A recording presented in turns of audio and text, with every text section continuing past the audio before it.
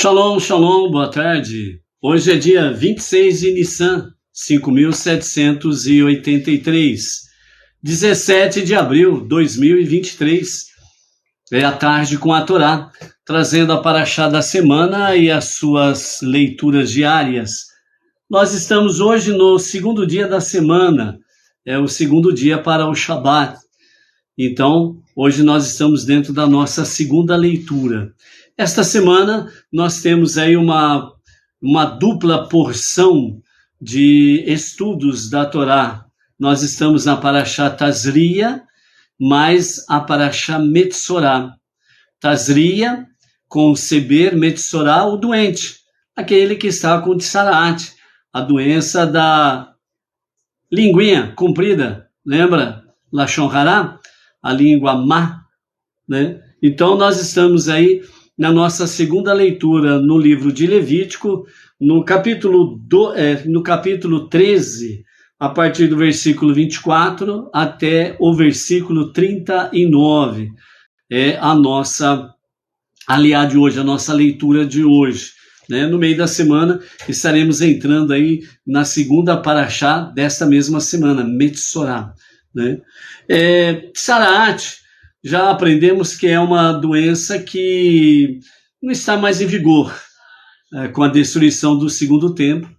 Essa doença, que é uma doença espiritual, e ela era especificamente para o povo judeu, ela não está mais em atividade devido à destruição do segundo templo, né? No ano 69 da nossa Era Comum. Então, nós temos hoje diante de nós sobre a questão das palavras do nosso Rebbe Menachem Mendel, né, sobre uma luz para as nações, tem conexão com os dias de Mashiach.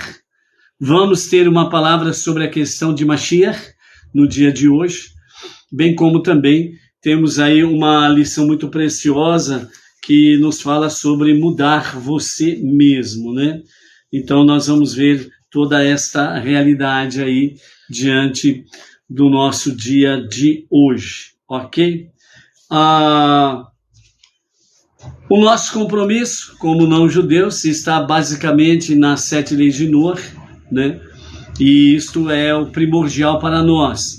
Qualquer outra coisa que fizermos a mais das 7 leis de Noah, voluntariamente por amor a Hashem, né? Isso também é mérito, é benéfico para nós e para ombro a ombro com o nosso irmão mais velho, o povo judeu, trazemos mais luz divina, mais presença divina, e dessa forma nós vamos dissipando as trevas, né? E vamos aí estendendo, expandindo a luz da presença de Hashem. As mensagens que nós podemos entoar dentro deste campo, ela está sobre, por mais de 3.000 anos, né? Na próxima festividade de Shavuot, quando completarmos a contagem do Homer, né? 49 contagens, então no 50º dia nós estaremos aí recordando que há 3.334 anos atrás, né? Houve a outorga da Torá, Shavuot, onde Deus entregou a Torá, outorgou a Torá a Moshe e ao povo judeu, e através deles, né, Moisés e o povo judeu, ou se formos contar os dois como um só, porque de fato era, né, Moshe e o povo judeu, um só. Então, através dele e o povo judeu, as nações tivessem a luz realmente da Torá. Então, por mais de 3.000 anos, o povo judeu guardou um segredo. No momento da revelação no Monte Sinai, Deus deu a Moisés e ao povo judeu a missão de mostrar e orientar a todos os povos da terra o caminho para servir a Deus. Então, o caminho para servir a Deus é através do povo judeu. Ponto. Foi isso que Deus ordenou a Moshe e o povo judeu. Que através dele, Deus, o único Criador, o único Redentor e Salvador, fosse conhecido. Certo? Então, muitos fatores, como por exemplo o exílio, né? As perseguições históricas contra o povo judeu, impediram que essa missão fosse levada adiante.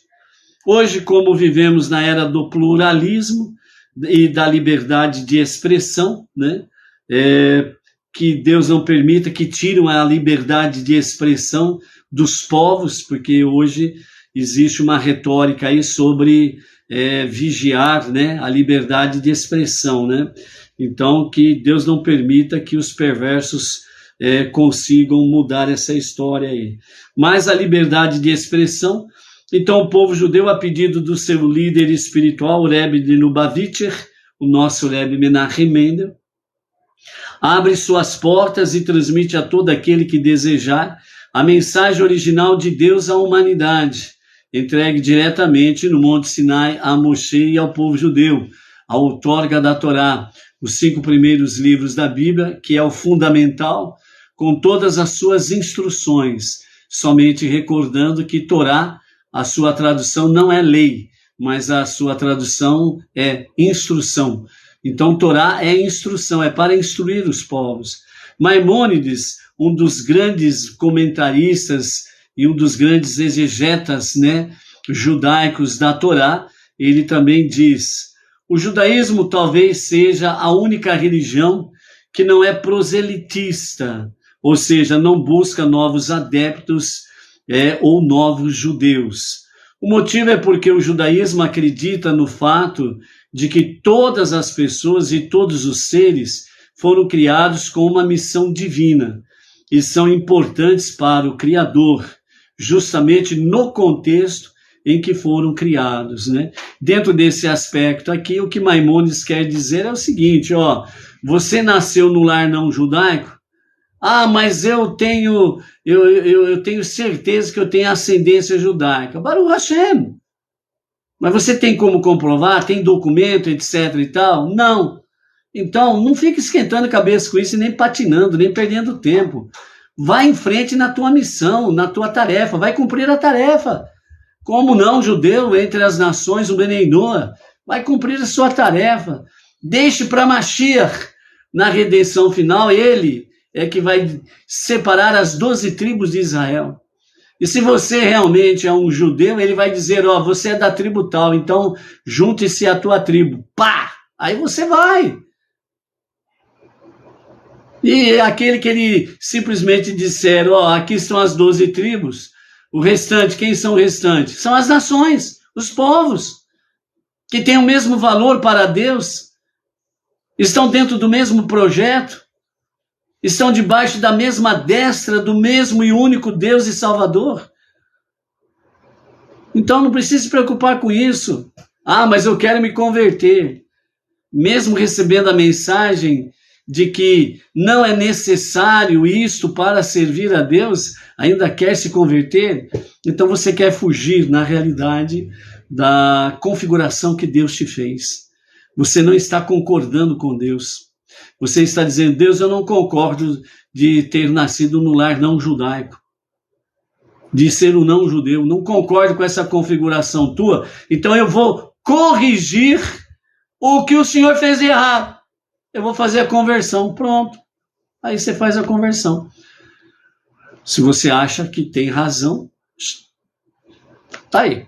Então, uma pessoa que guarda os preceitos ordenados por Deus a toda a humanidade, que são as 7 leis de Noah, os 7 princípios de Noah, ou as 7 leis universais, ele é chamado de Ben Noah, filho de Noé, ou Bat Noah, filha de Noé.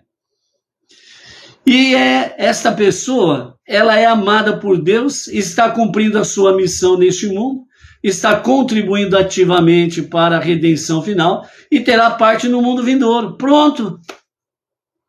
O que você quer mais? Não vai ter 2 céus, um modo de dizer, 2 reinos. Não vai ter 2 vidas eternas.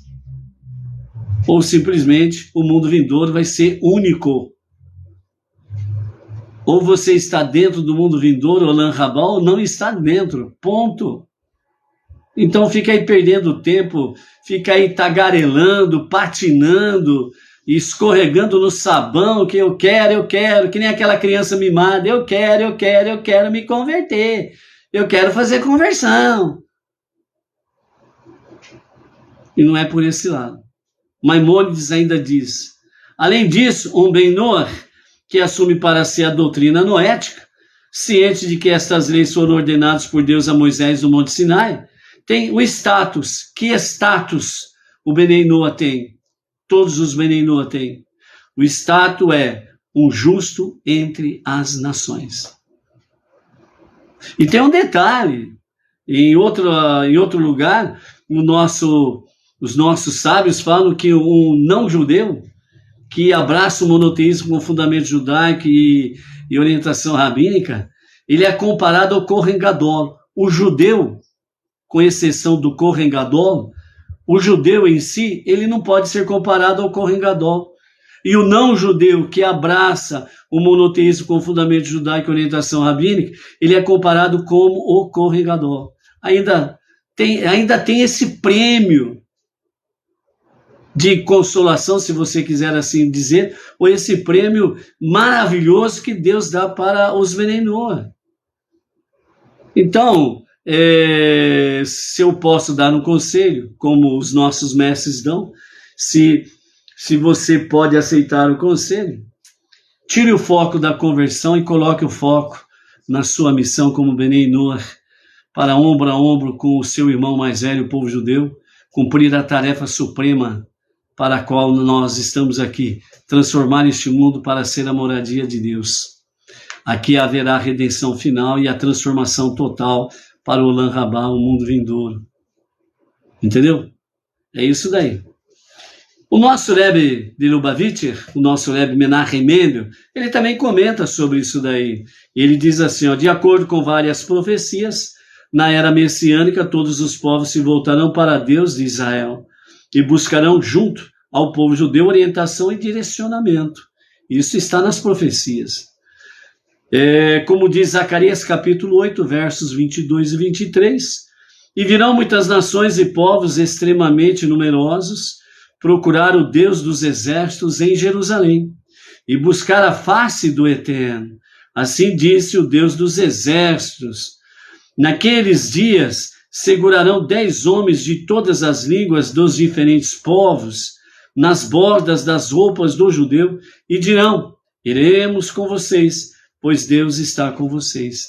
É a redenção final falando sobre a questão que, através do povo judeu, todas as nações serão levadas à presença do único Deus, para servir, adorar. E estes que vão pegando aqui nas bordas das roupas dos judeus, no tzitzit, que são aquelas franjas penduradas que o judeu traz sobre si, né? Então, pegando no tzitzit, aí então, esses 10 homens de todas as línguas representam a totalidade das nações, que nem o minyan nas sinagogas judaicas, para que as preces tenham validade, precisa de um minyan, que significa 10 homens, 10 judeus, homens judeus, reunidos para fazer o serviço a Hashem. Então esses 10 aqui está simbolizando a totalidade das nações, a unidade das nações, em estar juntos, unidos em unidade com o povo judeu, para poder aprender cada vez mais como servir o único verdadeiro Deus, Redentor e Salvador. Entendeu?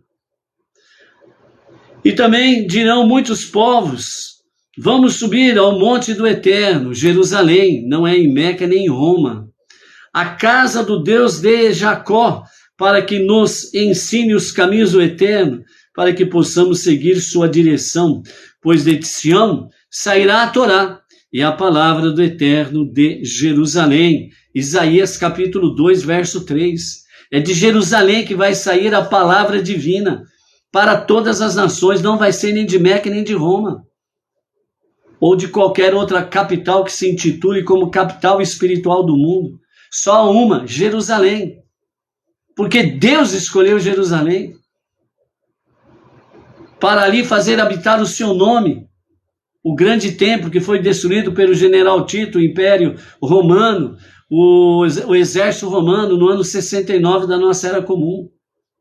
E só ficou o cotelo, o muro em pé, para que saibam que aqui, neste lugar, é o templo sagrado onde Deus escolheu para ser construído e para fazer o seu nome ali habitar. E Mashiach, assim que ele se revelar, primeiro caso que ele vai fazer, ou o primeiro problema que ele vai resolver, não vai fazer um monte de milagre. Todo mundo acha que Mashiach vai vir para ficar fazendo milagre aí que nem um papagaio, que vai vir aí que nem o palhaço de circo, fazendo um monte de milagre aqui e ali, todo mundo... Não. Mashiach, ele vem com toda a sabedoria divina, mas vem com humildade. O sinal que você vai perceber é que os judeus do mundo inteiro estarão saindo das nações, estarão todos dirigindo-se para Israel, para Jerusalém. É o primeiro grande sinal que Mashiach está aí. E o segundo grande sinal que vai marcar definitivamente que ele é o Mashiach é a construção do terceiro templo. Até o momento da revelação do justo e verdadeiro Mashiach, nós teremos aí momentos em intensas luz e momentos de intensas trevas, momentos de grandes bênçãos e momentos de grandes catástrofes. É justamente aquilo que Deus fala através de Moshe em Devarim, Deuteronômio. Eis que eu coloco diante de vós a vida, a bênção, e diante de vós a morte, a maldição. E o Pai das misericórdias, o único Deus soberano, o único Criador e Redentor e Salvador, ele diz: escolha, pois, a vida, para que viva bem tu e a tua família. Consciência de Deus, consciência de família, consciência de liberdade. Está vendo como que Deus, ele não mudou o seu programa? Ele não mudou o seu projeto? Continuando. Ainda diz o nosso Rebbe Menachem Mendel, ele cita ainda, Maimônides no seu escrito Leis de Reis, capítulo 11, verso 4. Ele, Mashiach, consertará o mundo inteiro para servirem ao Criador, junto com os judeus, como está escrito em Sofonias capítulo 3, verso 9. Naquele dia transformarei todos na mesma linguagem para evocar o nome do Eterno. Qual é a língua que vai ser evocada naquele dia?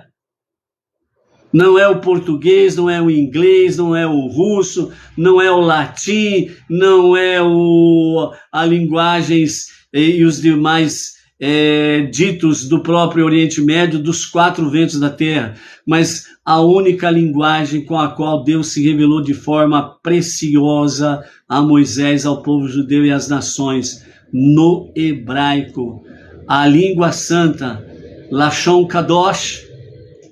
Todos os povos em hebraico estarão junto com o povo judeu, louvando a Hashem, exaltando o seu nome, servindo a ele com cânticos, com preces e etc, e etc, e etc, no hebraico. Língua Kadosh, a única língua que não tem palavrão. Estamos falando do hebraico original bíblico, ok? O hebraico moderno aí já está cheio de bagunça no meio dela. Está entendendo?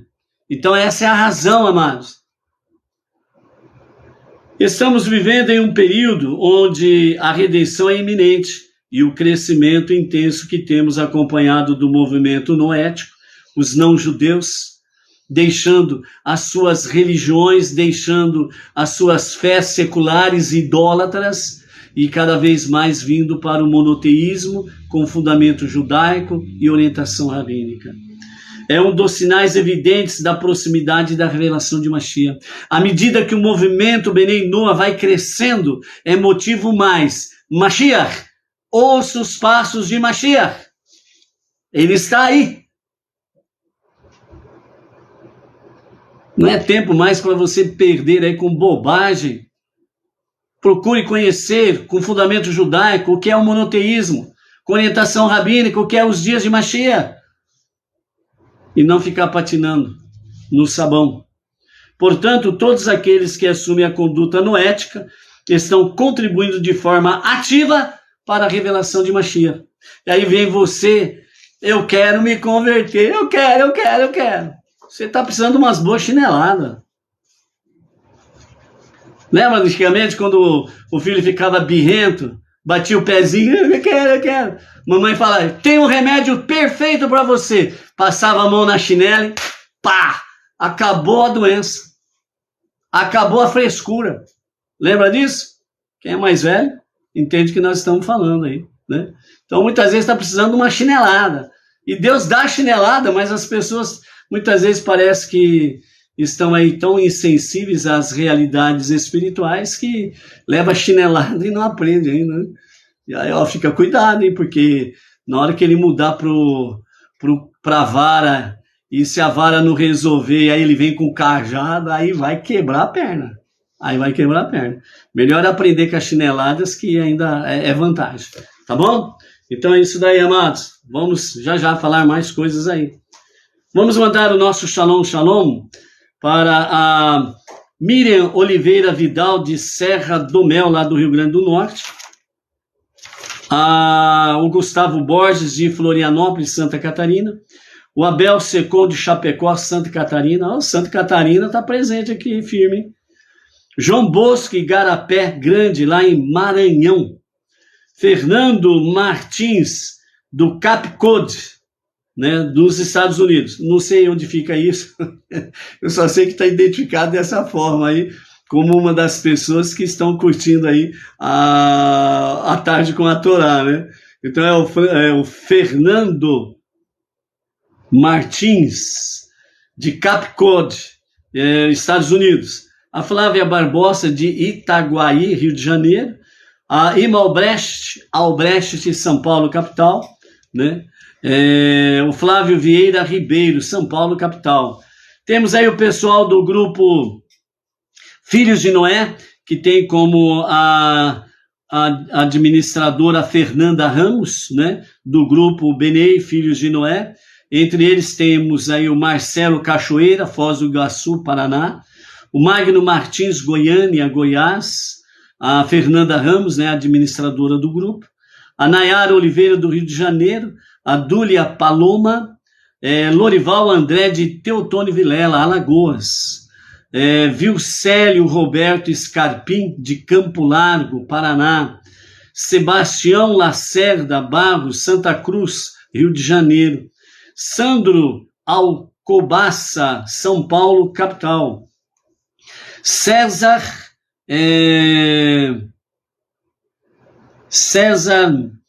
Júnior, Rio de Janeiro. José Gilson da Silva. Anita Rocha Faustino Rosa, de Porto Alegre, Rio Grande do Sul. Davi Carvalho Silva, Teresina, Piauí.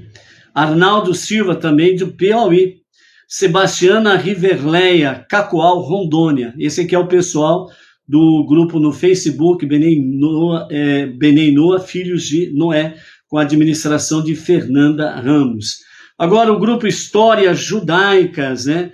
Nós temos aí a Magda Casaroto, o Daniel Roma, São Paulo, capital, o Robson Speck, Foz do Iguaçu, Paraná, o casal Sônia Ferreira Calçada e o seu marido Antônio Carlos Calçada, São Paulo, capital. O Marcos Vinícius, né, o administrador, um dos administradores do grupo Histórias Judaicas no Facebook. O Moisés Bertolino, Foz do Iguaçu, Paraná, né? O Foz do Iguaçu hoje está forte.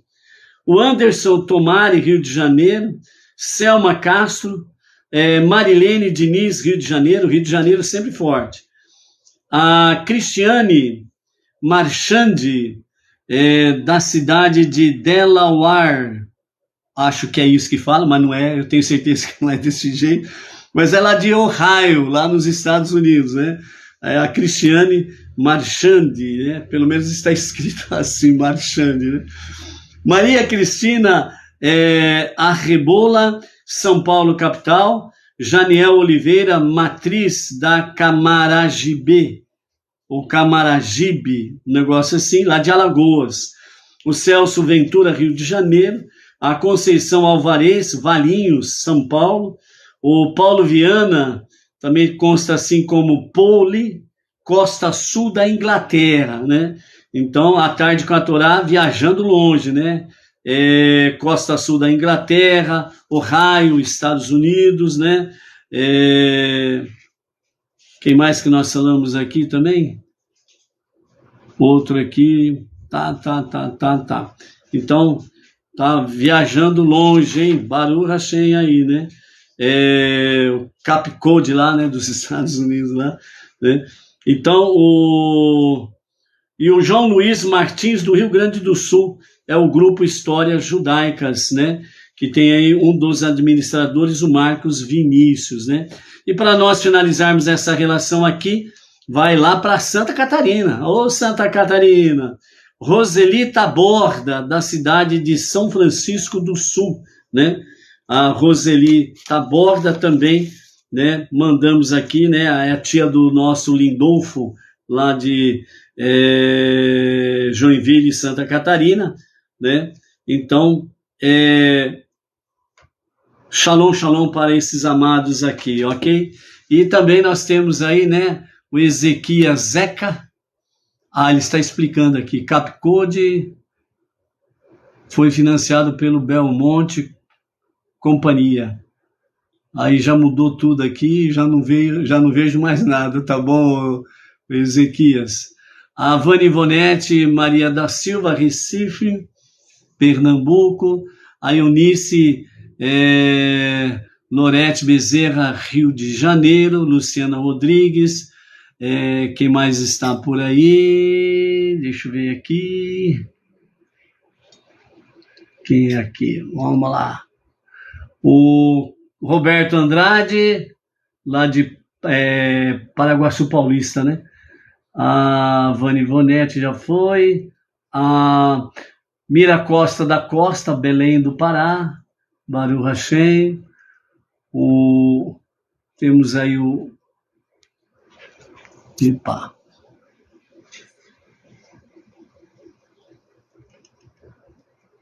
Tem hora que não pega digital aqui nem... O Panael Carvalho, né? Da cidade de Pendências, Rio Grande do Norte. Baruch Hashem. A Edilane Minorello, né? Com o seu marido Claudemir, aqui de Bauru, né? Em conexão com a Sinagoga Bnei Noach Regional Bauru. Tem mais gente por aí, né? Mas aqui está aparecendo, por enquanto, só isso daqui, gente. Oi. A Tiesca Matos, né? Da cidade de Eusébio. Ceará, juntamente com o marido Luciano, Baruch Hashem, né? Uma das coisas preciosas que a gente sempre está vendo aqui na Tarde com a Torá são sempre casais, né? Sempre se aparecendo por aí, né? Baruch Hashem, né? Bom, à medida que for aparecendo aqui mais gente, a gente vai dando um shalom aí, tá bom? A Luciana Rodrigues, Marília, né? Nossa região aqui, Baruch Hashem. Vamos para a contagem do Homer, né? Nós estamos na segunda semana da contagem do Homer e até o pôr do sol de hoje nós estamos no 4º dia da segunda semana, ok? Então, a contagem do Homer hoje se faz assim. Eu vou falar, depois vamos juntos repetir. Hoje é o dia 11, ou seja, 1 semana e 4 dias do Homer. Vamos juntos fazer a contagem? Hoje é o dia 11, 1 semana e 4 dias do Homer. E aí juntos nós vamos aí contando o Homer, ok? Hoje nós estamos em Netzach de Gevurah, que significa persistência na disciplina. Disciplina efetiva deve ser duradoura, persistente e tenaz, né? Então vejam bem que a persistência na disciplina, o próprio nome já está dizendo, persistência. Ela precisa ser duradoura, persistente e tenaz, ou seja, você não pode interromper. Porque se você interrompe, você tem que começar de novo. E se você interromper, você vai ter que começar de novo. Lembra aquela história que repetimos aqui? Tem pessoas que dizem assim, puxa vida, meu Deus, de novo essa situação comigo? Porque você parou de ser persistente na disciplina. Você não procurou compreender e entender a situação para você poder realmente ter a sabedoria que vem do alto, para poder resolver aquela situação, para que você entenda que é uma prova, é um teste para você. E que você precisa passar provado e aprovado. Você precisa ser testado e ser aprovado. Ah, mas isso está se repetindo de novo comigo, porque você não aprendeu a lição corretamente.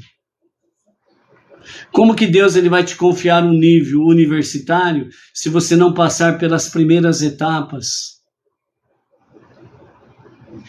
O primário, o estudo secular, depois vem lá o ensino pré-vestibular, o ensino pré-faculdade. É uma escada, ela tem degraus. Você tem que obedecer degrau por degrau, dentro do seu passo, do seu compasso. Se você abrir muitas pernas, esticar muitas pernas para dar um passo, você perde o equilíbrio. Você já fez o teste? Dar um passo maior do que o seu compasso? Você fica inseguro. Você fica como se estivesse numa corda bamba. Você perde o equilíbrio. Entendeu? Corre lá, ô Miguel, fazendo favor. É o correio. Então, você entendeu? Nós não podemos, em hipótese nenhuma, passar desapercebido dentro dessa história. Ok? Então, é importante você dar passo a passo no seu compasso. Então, por isso, a disciplina efetiva deve ser duradoura, persistente. Aqui até a gente tem que entender o correio também, sabe? Então derruba a porta. Vê lá, dá lá que eu pego a assinatura lá. Pode dar aqui que eu assino, é que eu estou numa live aqui. Aqui o nome. Qual o nome aí? Aí você leva de volta lá. Ó, Miguel, dá o shalom aí, Miguel. Shalom. Qual o nome? Só o nome? Oxi. Nome completo, né? Sim, sim. Precisa do número do RG? Não, só o nome. Beleza. A caneta também. É isso daí, gente. Ao vivo e a cores, tudo acontece. Obrigado, viu? Então é assim. A dona Edna está lá de convalescença, não pode atender. O Miguel é menor de idade, o correio não aceita a assinatura, então já viu, né? Então, pá! Então, disciplina, persistência na disciplina. Minha disciplina, as perguntas para a nossa reflexão. Minha disciplina é consistente ou só funciona quando forçado? Você tem que ser forçado a ter uma persistência na disciplina? Então, por isso que está acontecendo de novo. Porque você não aprendeu direito antes, então Deus vem e dá uma forçada na barra, para ver se você, se eu, se nós aprendemos corretamente, para podermos passar provados e aprovados e irmos para o próximo degrau, certo? Outra pergunta, eu sigo minha vida com disciplina? Você tem disciplina na sua vida? Você precisa ter disciplina na sua vida. Você não pode fazer as coisas assim, ó. Tem que ter ordem, compostura, decência, modéstia, né? Compostura. Você precisa ter disciplina. Entendeu? Então, é dessa forma que nós vamos sendo moldados pelo Eterno. Por isso a contagem do Homer é para curar as nossas emoções, não é fazer as coisas na loucura, ou fazer as coisas na ignorância. Pum! Deu um ímpeto aí. Não.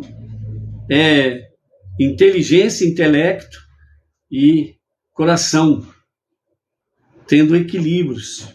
Ou seja, inteligência, emoções, equilíbrios, para fazer as coisas corretamente. Outra pergunta. Sou visto como um disciplinador fraco, mole? Ou seja, as pessoas falam assim, aquele lá não sabe nem o que está fazendo. Será que as pessoas olham assim para você e falam, hoje ele é uma coisa, ontem ele foi outra, certamente amanhã ele vai ser do avesso. Daqui a pouco vão falar que você é um ET, porque muda de forma constante e cada vez mais sem pé, sem cabeça, entendeu? Não seja um ET, seja um emissário de Deus, é melhor. Então qual é o exercício do dia? O exercício do dia é, estenda o plano que você fez para o dia 2. Então, o dia 2, que nós fizemos a contagem desta segunda semana, era sobre planejamento detalhado para ocupar o seu dia. Esse foi o que foi planejado no dia 2. Planejamento detalhado para ocupar o seu dia. Então, o exercício, estenda o plano que você fez para o dia 2 por um período maior de tempo, listando objetivos de curto e longo prazos, revise e atualize os objetivos de cada dia e verifique quão consistente você foi até aqui e seguir o plano cada vez mais de forma mais aplicada, mais persistente na disciplina. Baruch Hashem? É isso daí. Ok?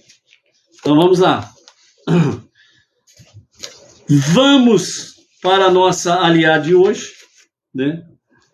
E hoje nós estamos no capítulo 13 de Levítico, a partir do verso 24 ao verso 39, dentro de toda aquela conjuntura de Tzaraat, Lashon Hará, né? O isolamento, né? A punição que não é para destruição, mas a punição que é para, de fato, o nosso melhor aperfeiçoamento, ou seja, curar as nossas emoções e melhorar o que? As nossas personalidades, né? Que é exatamente o que? O aspecto, né, principal da contagem do homem, cura emocional e refinamento pessoal. Você precisa estar se aplicando cada vez mais nisso, cura emocional e refinamento pessoal. Você tem que ser chique. Sabe aquele ditadinho que falava lá, chique no último? Você tem que ser chique no último, mas dentro do campo espiritual. Para a glória de Deus, para o seu bom testemunho e para que você seja feliz. Curar as emoções e refinamento pessoal. Ok? Ontem nós vimos que até para fazer o bem o homem é mesquinho. Ele arruma mil e uma desculpas. Mas aquele que assume sobre si as 7 leis de Noah, ou os preceitos de Noah, e faz alguma coisa a mais, espontaneamente, por amor a Hashem, ele já é chamado de justo entre as nações. E à medida que ele vai progredindo, vai se confirmando cada vez mais justo entre as nações. Então ele não perde tempo. É para fazer mesmo para a honra e a glória do meu Deus? É para testificar que realmente eu estou aqui a serviço de Hashem, sou emissário de Hashem, para fazer com que haja mais luz, mais presença divina? O que tem que fazer? É X? Pau! Faço! Não vou ficar aí dando desculpa, arrumando desculpa disso e daquilo. Faz e seja feliz. Que nem diz o Moshe lá do Grupo Estudos da Torá, lá do Ceará, né? Sorria. Depois a gente procura o motivo. Né?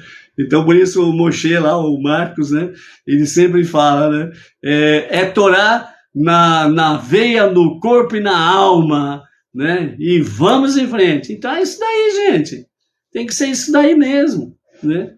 Assim que se faz, para que realmente as pessoas saibam que o nosso Deus é o mesmo Deus que tirou o povo do Egito. É o mesmo Deus que abriu o mar em 12 túneis. Ele abriu o mar em 2 paredões e fez 12 túneis para passar as 12 tribos de Israel. Salmo lá 136 ou 146 que fala isso daí. Entendeu? É o mesmo Deus. Então eu não preciso ficar perdendo tempo de conversão A, B ou C. Eu sou um Benei Noah. Eu sou feliz, como canta o nosso amado Valmir Sarmento, né? O nosso músico Benei Noah, né? Eu sou Benei Noah e sou feliz. Ponto! Não fica arrumando desculpa para a sua infelicidade. A vida já é difícil. E você fica arrumando ainda mais obstáculo para ser mais infeliz? Brincadeira. Olha a chinela da mamãe. Cuidado. Entendeu? Então é isso daí. Então, a nossa paraxá, né? Tazria, né? Conceber, vem trazer para nós realmente o quê? Trazer a luz. Conceber. Trazer a luz. O que você precisa trazer à luz? O seu verdadeiro eu. A essência do seu verdadeiro eu que está escondidinho. A sua alma animal, ela quer sombra e água fresca. A sua alma divina, ela quer aparecer. Para que haja luz, presença divina. É conceber, é dar a luz, é trazer a luz. A verdade, a única verdade que liberta, a Torá, a verdade única de um único Deus, único Criador, único Redentor, único Salvador, é trazer a luz, é conceber, para que mais e mais trevas, bye bye, entendeu? É a nossa jornada, é a nossa batalha, é a nossa luta, é o nosso dia a dia, persistência na disciplina, entendeu?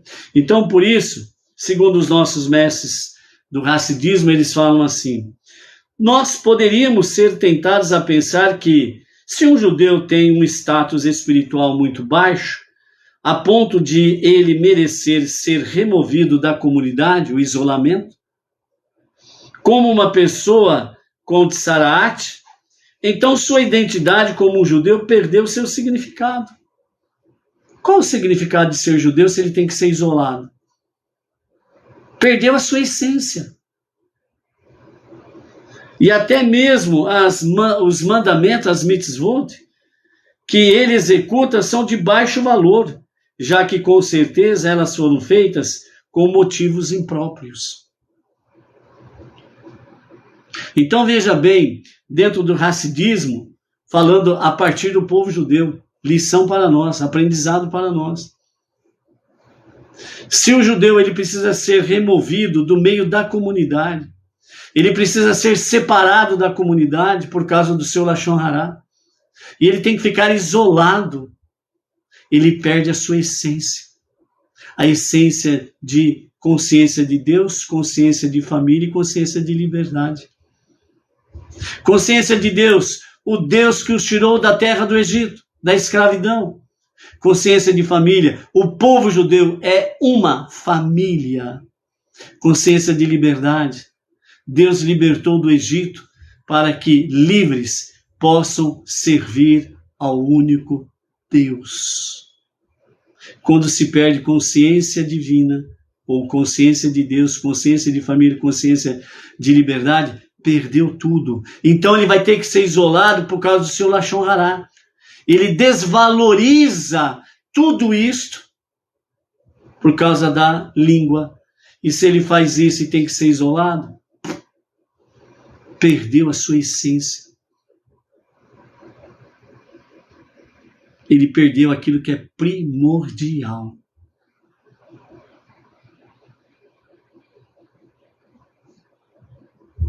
Lembra do ditado?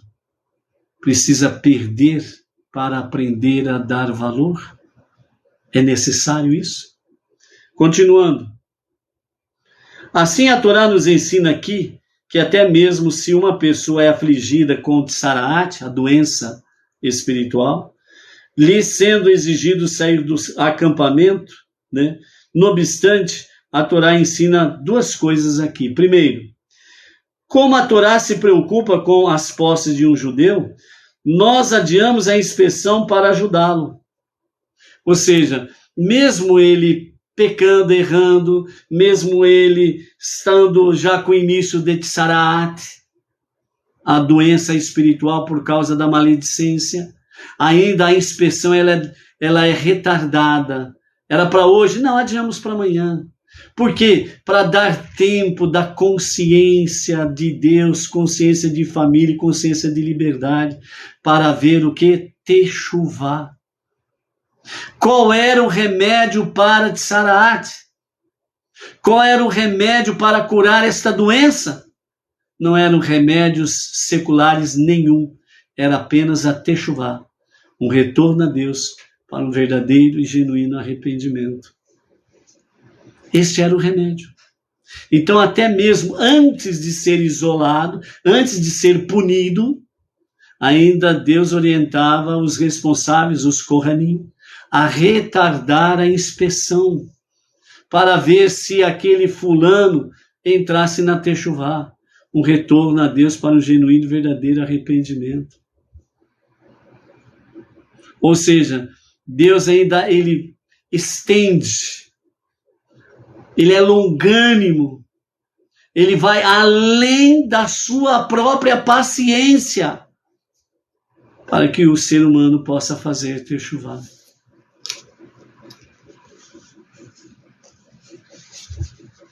Pense apenas em um pecado seu que você fez consciente.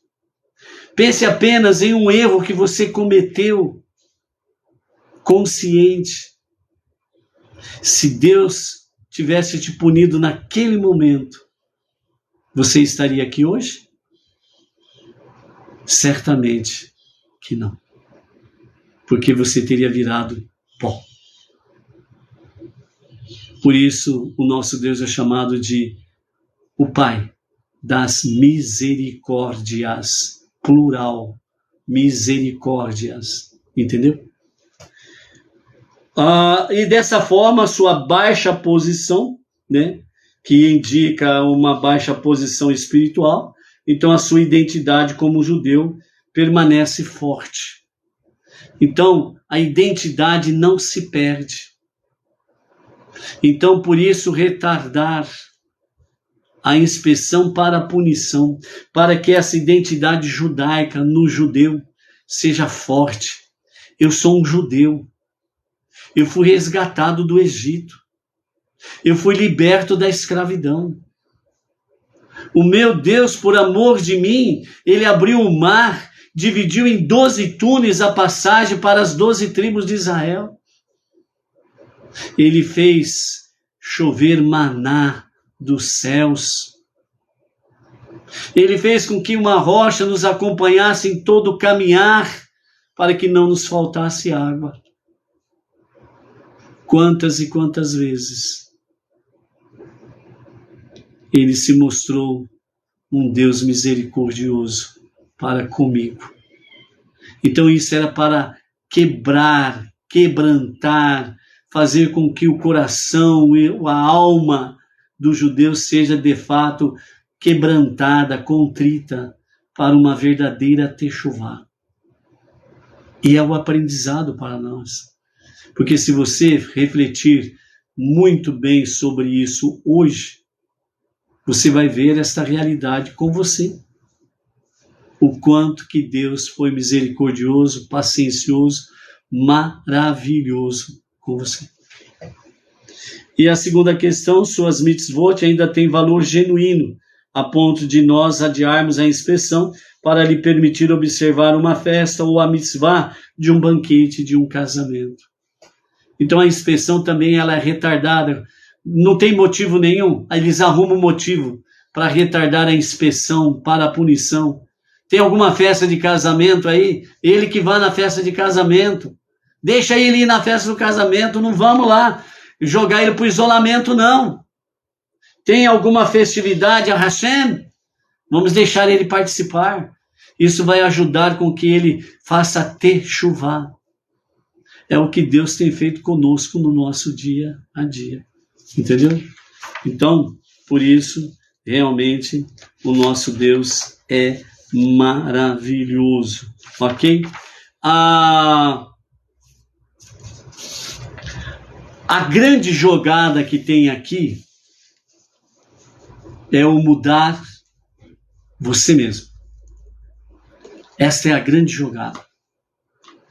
Por isso, nosso Rebbe Menachem Mendel, ele fala que o povo judeu é luz para as nações, mostrando o exemplo, o que é mudar a si mesmo. A coisa mais difícil para se fazer é mudar a si mesmo. A gente acha milhares de explicações e acusações contra o outro. Para nós mesmos, nós avaliamos de forma diferente. Então, a coisa mais difícil que tem é mudar a si mesmo. Por isso, o Midrash, ele diz, o homem que foi criado por último, para indicar que, se ele não é merecedor, ele é inferior a todos os animais que o precederam na ordem da criação. Lembra que nós falamos ontem do mosquitinho, né? Como é explicado pelo Tânia no capítulo 29, a baixeza do ser humano é seu potencial de desejar aquilo que Deus proíbe, mesmo se na prática não cometer pecado. Ou seja, a maior baixaria do ser humano é exatamente desejar com grande potencial aquilo que Deus proíbe. Lembra daquele ditado que tem seguido gerações? O proibido é mais gostoso? Você já ouviu falar isso? O proibido é melhor. Isso são mensagens subliminares para que as pessoas aprendam a desobedecer a Deus e desejar e fazer e buscar exatamente aquilo que Deus proíbe. Por isso arrumaram, nem sei quem que foi a peste que arrumou esse ditado, que diz o proibido é melhor, o proibido é mais gostoso. É justamente para ser rebelde contra Deus. Então aquilo que Deus proíbe é proibido. E não tem vantagem nenhuma quando se faz aquilo que é proibido. Muito pelo contrário. Entre aspas, temos o problema de Tsaraat, a doença espiritual. Este é o significado da criação do ser humano. Ter sido criado depois de todos os animais, significando a inferioridade humana.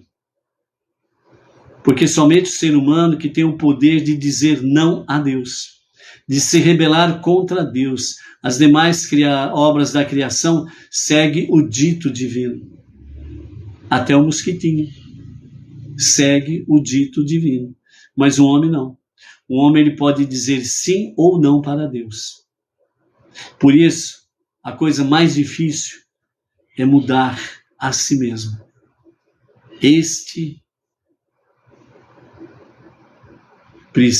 Nem a chinelada da mamãe resolve de uma vez, não. Precisa de muita chinelada, né?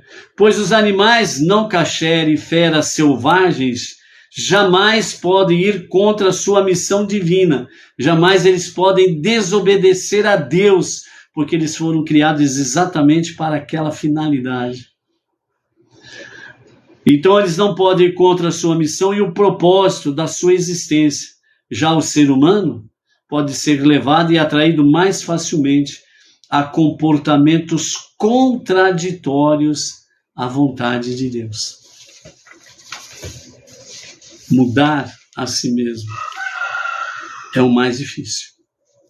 Por isso, o nosso Rebbe Menachem Mendel, na mensagem final, ele traz para nós exatamente sobre a questão uma luz para as nações.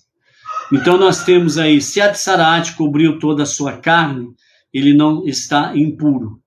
Então nós temos aqui a análise que os Kohanim fazem do doente de Tsaraat.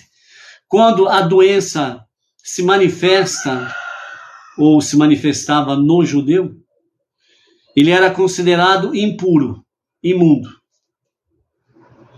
Quando essa doença ela tomava todo o corpo do judeu, ele era considerado puro. Porque os sinais da chegada do Tsaraat, que eram as manchas esbranquiçadas. Então, era sinal de impureza. Ele cometeu um pecado, um erro. Se porventura aquela doença contaminasse todo o corpo dele, ele ficasse completamente com a sua aparência esbranquiçada, né? A doença tomava conta de todo o corpo. Então ele ficava como esbranquiçado, como quase que transparente, devido à intensidade do embranquecimento da sua pele. Né? A sua pele voltava a ser quase semelhante à do bebê no ventre da mãe, a do bebê quando acaba de nascer, onde a sua pele ela fica praticamente transparente. No ventre ela é completamente transparente. Quando nasce, a sua pele é totalmente esbranquiçada, quase que transparente.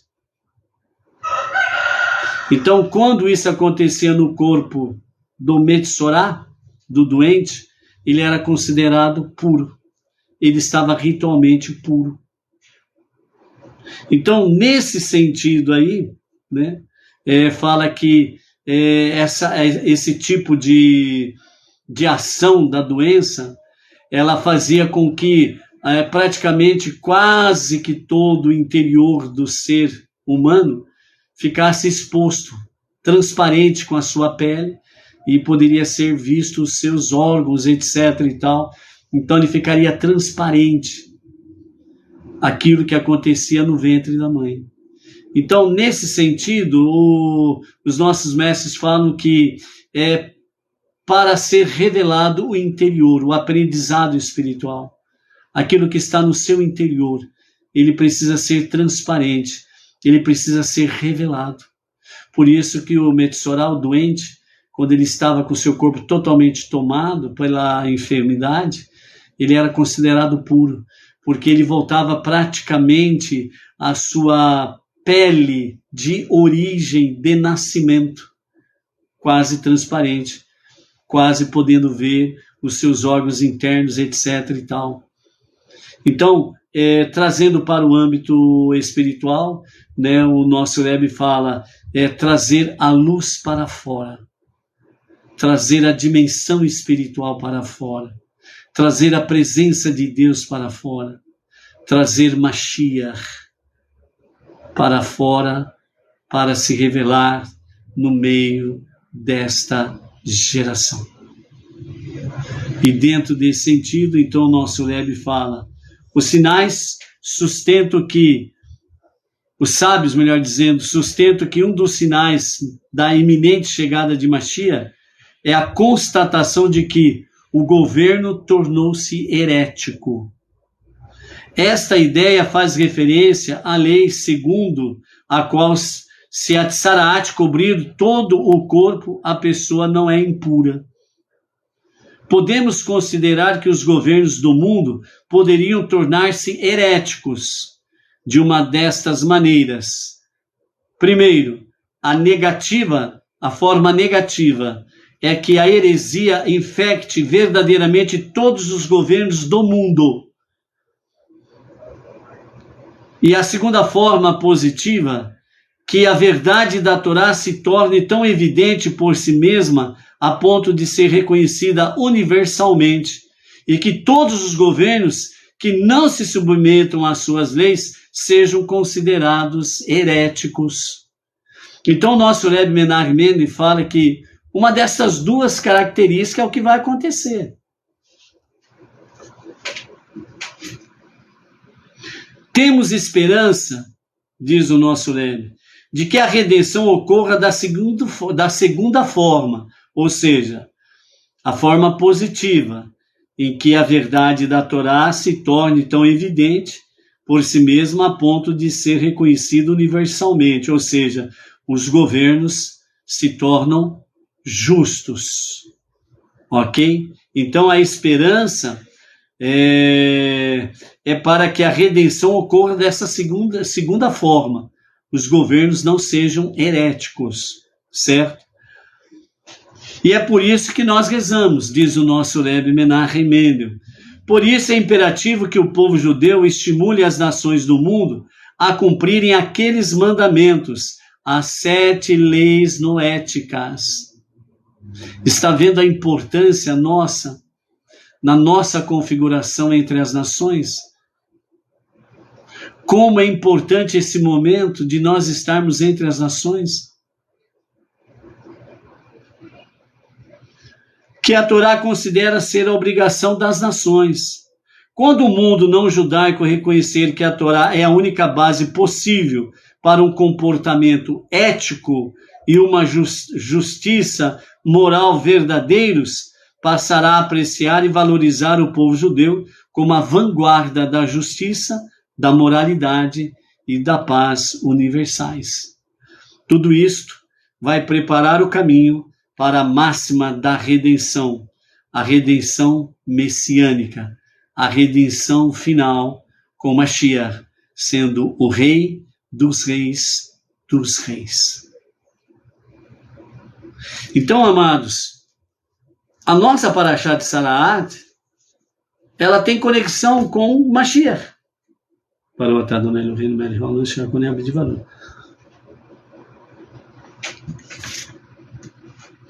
O livro, Os Dias de Mashiach, o livro, Os Dias de Mashiach, a redenção e a vinda de Mashiach nas fontes judaicas, que tem o autor Menachem Brut, né? Então, há um trecho aqui, para podermos selar isso que foi dito aqui pelo nosso Rebbe Menachem Mendel, né?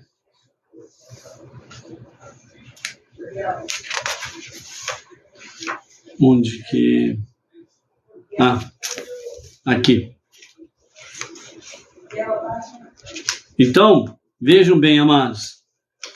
Dentro desse aspecto aqui, os nossos sábios, eles trazem o seguinte: a missão está chegando ao fim, uma geração totalmente justa. Lembra que nós vimos aqui?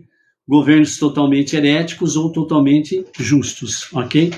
Separando o bem do mal, né? E os sinais inspiradores, as dores do parto de Mashiach. Então, a missão está chegando ao fim. Os nossos mestres trazem que esta colheita envolve nada menos que a purificação do universo. Ou seja, o povo judeu tem sido disperso pelo mundo para espalhar a luz da santidade divina. Vejam que a punição, entre aspas, da galut, do exílio do povo judeu entre as nações, não foi exatamente uma punição, mas foi para eles revelarem o melhor deles, que é a presença divina, que é a luz divina. Então, se não tivesse havido a galut, o exílio, as nações não teriam a oportunidade de conhecer o único Deus. Não teriam a oportunidade de conhecer o monoteísmo com fundamento judaico e orientação rabínica. Então as nações estariam perdidas para sempre. Vejam a misericórdia de Deus. Onde quer que um judeu estude Torá e cumpra mitzvot, mandamentos, ele santifica o seu ambiente e redime suas centelhas divinas ocultas. Um judeu numa cidade, um judeu numa localidade, num vilarejo, num bairro, numa fazenda, aonde tiver um judeu, e ele faz isso daqui, ele está de fato trazendo luz divina. Ele está trazendo redenção para aquela localidade. E é por isso que nos 4 ventos do planeta está cada vez mais não-judeus abraçando o quê? O monoteísmo com fundamento judaico e orientação rabínica. O movimento dos filhos de Noah, que tem na sua liderança e supervisão rabinos do Rabad ortodoxo, principalmente. Continuando. Assim o processo e o essencial, amados, além destas coisas, nesses lugares onde tem cada judeu, ele está redimindo, ele está extraindo ele está trazendo para fora, ele está concebendo, ele está dando à luz a centelha divina daquela localidade. E é onde que, de repente, alguém sem mais sem menos e começa a buscar monoteísmo com fundamento judaico e orientação rabínica. Porque as centelhas divinas daquela localidade, pelo judeu, está sendo extraída, está vindo à luz, está sendo concebido. Assim o processo vai de cima para baixo. A pessoa começa com os píncaros da espiritualidade e termina com as profundezas da degradação. Ou seja, o povo judeu precisou ser degradado, baixar, né? Descer aos mais baixos níveis espirituais para alcançar os não-judeus. Olhe o projeto de Deus para alcançar as nações. Olhe a importância de cada não-judeu para Deus. Que ele fez com que a menina dos seus olhos descesse os níveis mais baixos espiritualmente falando, para poder alcançar os não-judeus. Por isso, o exílio, a galute, entre as nações, para que, onde tiver um judeu, ele venha extrair daquela localidade as centelhas divinas. Durante os longos anos da galute, o povo judeu tem irradiado a luz da Torá e os seus mandamentos, em meio às piores condições e situações, perseguições, afrontas, sendo humilhados, espancados, e por aí afora vai. Nosso desafio final, lembrando que nós estamos falando, a missão está chegando ao fim, o nosso desafio final é confrontar a confusão moral e o afastamento espiritual sem precedentes que hoje imperam. Não adianta você ficar metendo a boca em governo, metendo a boca nesse e naquele segmento, nisso e naquilo. Você precisa cumprir a sua tarefa, você precisa cumprir a sua missão. É trazer luz para aquela localidade, é trazer realmente as centelhas divinas daquela localidade, a luz, conceber, dar a luz naquela localidade. Por isso que nós gostamos de falar, Sinagoga Benei Noah, regional Bauru para o Brasil e para as nações.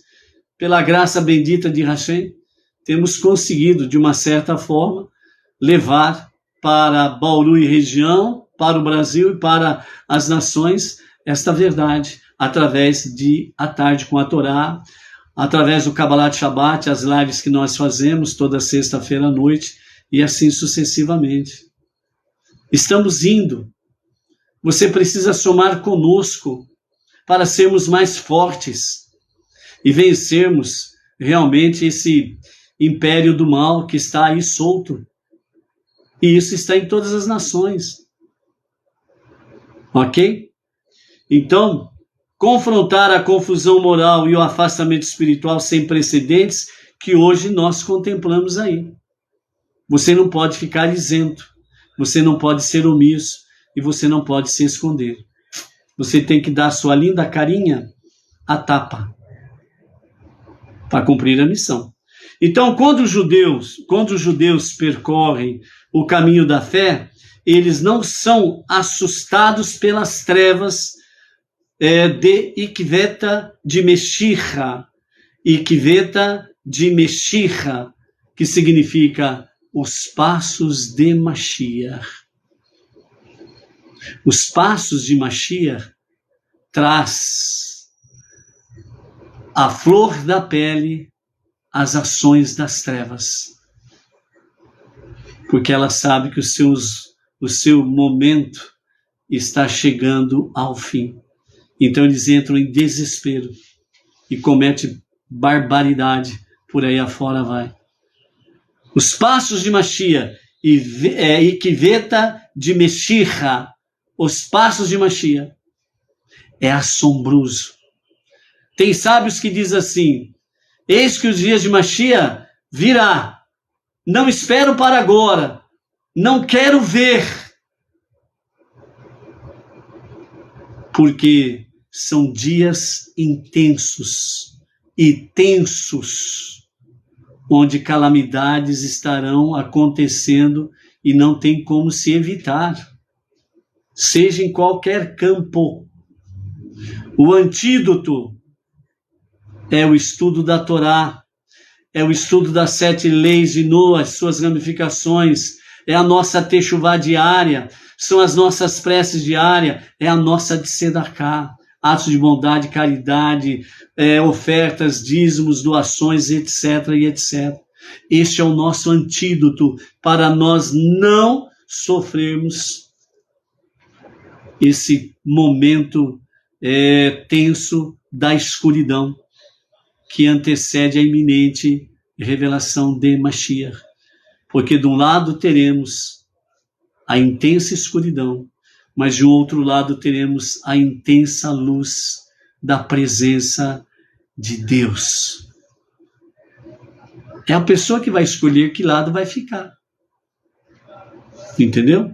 Então, por isso, em vez disso, eles se apegam à Torá e os mandamentos para expulsar esta escuridão com a luz da santidade. Lembra esses dias atrás que nós falamos do porão escuro? Onde o Rebbe disse aos seus alunos: desçam ao porão e espantem a escuridão. E os alunos desceram correndo ao porão escuro e gritaram, sapatearam, esbravejaram, mas a escuridão não foi embora. Voltaram decepcionados: Rebbe, não conseguimos. Aí ele disse: voltem lá e varram a escuridão. E eles correram, todos com vassoura, e foram lá e varre, e bate a vassoura no ar para espantar a escuridão, mas a escuridão não foi embora. Voltaram decepcionados. Então, o Rebbe dá para um dos alunos uma vela, um fósforo, e diz para eles: desçam ao porão, acendam a vela e expulsem a escuridão. Eles foram cabisbaixo, desanimados, chegaram lá no porão escuro, acenderam o fósforo, acenderam a vela, e de repente, cadê a escuridão? A escuridão não existia mais. A escuridão não estava mais ali. Ela tinha sido expulsa pela luz da chama de uma vela. E voltaram todos felizes. E o Rebbe disse: vejam que uma pequena porção de luz espanta muitas trevas. Faça a sua luz cada vez mais resplandecer. É o que nós precisamos fazer, justamente para que realmente possamos expulsar a escuridão, as trevas. Está em você o poder de o fazer. Traga a luz da santidade de Deus na sua vida, e através da sua vida acenda o seu pavio, a sua alma, a sua vida, e espante a escuridão. Ok? Então, dessa forma aí, amados, nós temos aí amanhã, vamos falar mais um pouco sobre essa questão aqui, para não ficarmos delongos, né?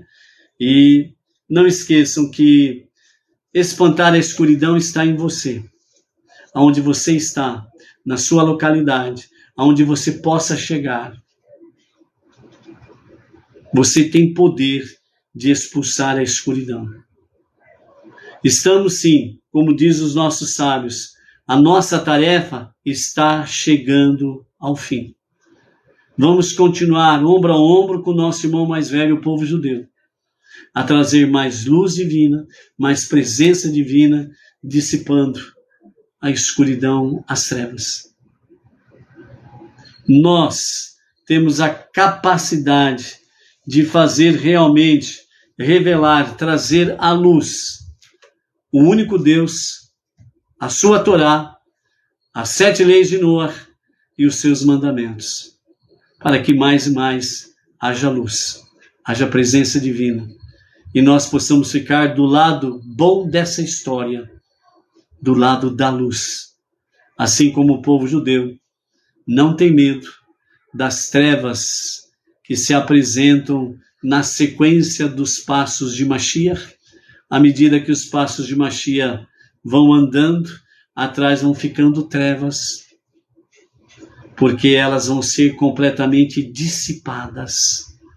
E é por isso que elas estão apavoradas, estão revoltas, porque sabe que o seu momento final está mais perto do que se imagina. Por isso, Mashiach, para agora mesmo, a qualquer momento, amém, amém. A graça bendita de Hashem, amanhã, à tarde com a Torá, estaremos de volta. Seja forte, seja luz.